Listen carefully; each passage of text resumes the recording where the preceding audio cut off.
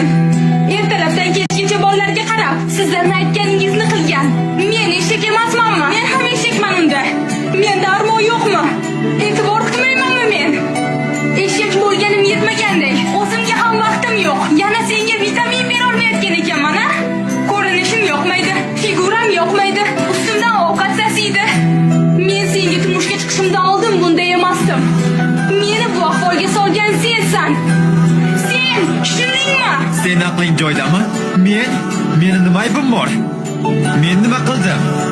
O'zingga bir qara. Na bo'yanishni, na yasan-tusan qilishni bilasan. Men uyga kirganda ko'zi olarib turgan taftayni emas, chiroyli ayolni ko'rgim keladi. Qachon? Seni krimni yuvib yurib bo'yanamanmi? Yo bolalaringning orqasidan yugurib yuribmi? Yoki oshxonada yurib kiyinamanmi? Uyni ishlari tugamaydi, maqsad. Sen bilan gaplashgim kelmayapti. Albatta gaplashging kelmaydi, albatta. Men qiziq emasman-ku senga.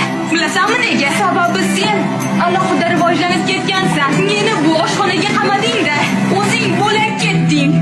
Men bu yerda bolalarni tug'arkanman, katta qilarkanman, boqarkanman, uyda o'tirarkanman.